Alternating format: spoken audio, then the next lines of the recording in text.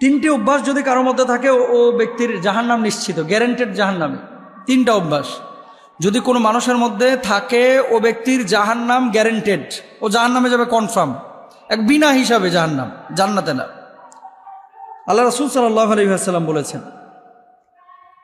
দেখেন আল্লাহ তাআলা কিন্তু কোনো মানুষকে জাহান্নামে পোড়ানোর জন্য বানান নাই।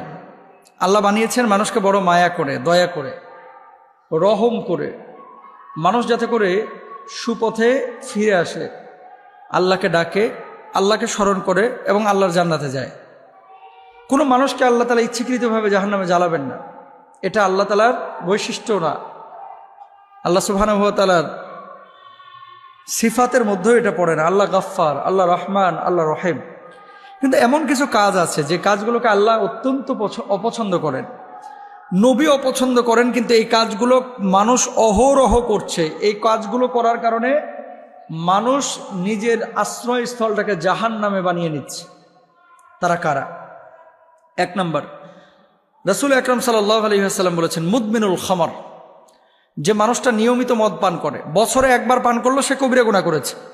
কিন্তু যে দিন রাত 24 ঘন্টা মদের সাথে সম্পৃক্ত রাখে, মদ ছাড়া তার চলে না, মদ না খাইলে শরীর কনকন করে, মদ না খাইলে মাথা ব্যথা করে, মদ না খাইলে মাথা জ্যাম হয়ে যায়, মদ না খাইলে বউকে ভাল লাগে না, মদ না খাইলে ঘুম আসে না, মদ না খাইলে চলাফেরায় সমস্যা, এরকম কিছু মানুষ আছে। কিন্তু যদি এরকম কোনো মানুষ থাকে এই জমিনের মধ্যে যে যার চলাফেরা, উঠা বসা সবকিছুই মদের সাথে সম্পৃক্ত, এ মানুষটা জাহান্নামী, জাহান্নামকে তার আশ্রয়স্থল বানিয়ে নিয়েছে।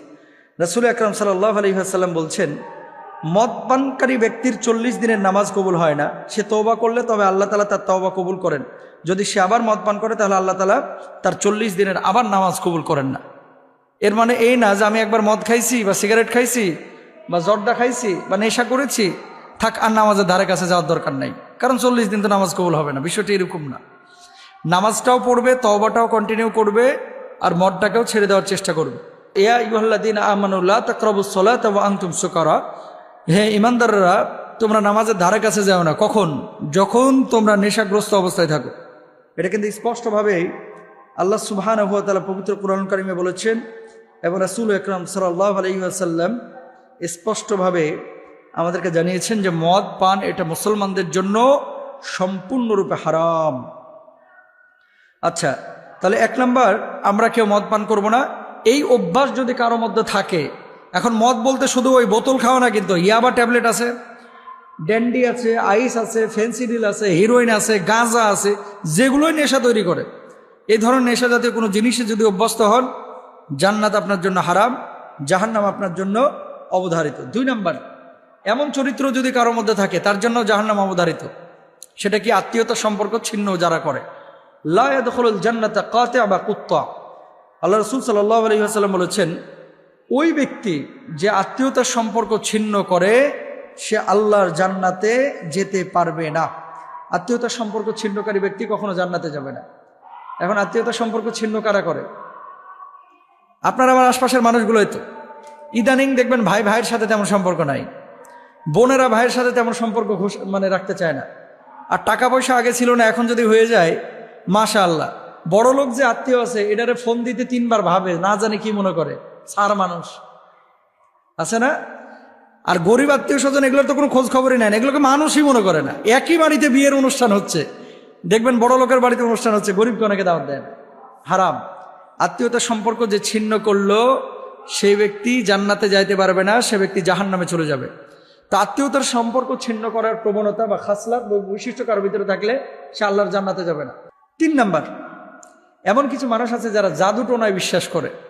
এই জাদু টোনার কারণে কিন্তু দেখেন সূরা বাকারার মধ্যে 1 নম্বর পারা 15 নম্বর পৃষ্ঠা আল্লাহ তাআলা বিস্তরভাবে বলে দিয়েছেন এই জাদু টোনার কথা, সিহর শব্দ উল্লেখ করে, যে এটা সম্পূর্ণরূপে শয়তানি কাজ এবং কখনো কখনো মানুষকে কুফুরের দিকে এটা নিয়ে চলে যায়। জাদু যারা করে, জাদু টোনায় যারা বিশ্বাসী এবং জাদু টোনা দিয়ে মানুষকে যারা ক্ষতি করে, পারতপক্ষে এদের ঈমান থাকে না, এরা কাফের হয়ে যায়। অনেক মুসলমান কিন্তু এই কাজ করে, অন্যের ভালো সহ্য করতে পারেন এর জন্য তাবিজ করে। রাসূল সাল্লাল্লাহু আলাইহি ওয়াসাল্লামকেও পর্যন্ত করা হয়েছে, যার পরিপ্রেক্ষিতে আল্লাহ তাআলা সূরা ফালাক নাস নাজিল করেছেন।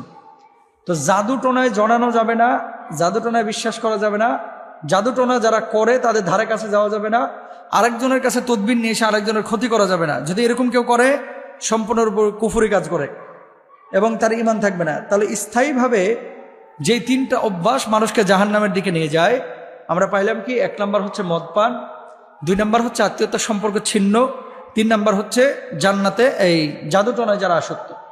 রাসূল আকরাম সাল্লাল্লাহু আলাইহি ওয়াসাল্লাম সাহাবীদেরকে বললেন, ও সাহাবীরা, আমার উম্মতের মধ্যে 70,000 উম্মত রয়েছে যারা বিনা হিসেবে আল্লাহর জান্নাতে যাবে। সাহাবীরা বললেন, ইয়া রাসূলুল্লাহ, 70,000 মানুষ বিনা হিসেবে জান্নাতে যাবে? এই কথা বলে নবীজি ঘরে চলে গেছে, আর বলেন নাই যে কারা। কতক্ষণ পরে সাহাবীরা আলোচনা শুরু করেছে গোল গোল হয়ে, যে আচ্ছা এরা কারা? কে বলছে সাহাবীরা, কে বলছে শহীদরা, কে বলছে নবী আমি আলাইহিস সালাম। কতক্ষণ পর আল্লাহ নবী বের হয়েছে, বলছে এই কি নিয়ে তোমরা এত আলোচনা করছো? সাহাবীরা বললেন, ইয়া রাসূলুল্লাহ, আপনি যে বললেন যে 70,000 মানুষ বিনা হিসেবে জান্নাতে যাবে, এরা কারা? আমরা তো এটা নিয়ে কনফিউশনে পড়ে গেছি।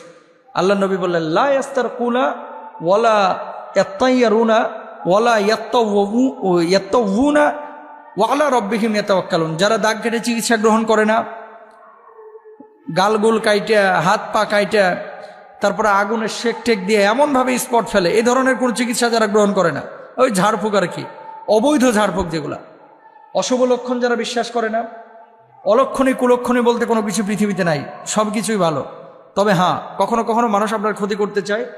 এই জন্য আল্লাহ রাসূল সাল্লাল্লাহু আলাইহি ওয়াসাল্লাম আয়াতুল কুরসির আমল শিখিয়েছেন, সূরা ফালাক নাসের আমল শিখিয়েছেন। অশুভ লক্ষণ বিশ্বাস করা যাবে না। বিড়াল দৌড় মারছে, কাক বাড়ির ওপরে ডাক দিয়েছে, এই জন্য খারাপ কিছু আসবে, বিশ্বাস করা যাবে না। এবং আল্লাহর ওপরে সবসময় তাওয়াক্কুল করতে হবে। আর অবৈধ ঝাড়ফুঁক, মাছের চোখ দিয়া, মাছের আইস দিয়া, মহিলার ওই যে ঘর থেকে চুল নিয়ে এসে আরেকজনের উন্নার কোনা কাইটা নিয়ে এসে তাবিজ করে সেই মেয়েকে বসে আনার জন্য চেষ্টা করা, তদবির করা, চেষ্টা চালানো সম্পূর্ণরূপে হারাম। এগুলো করা যাবে না।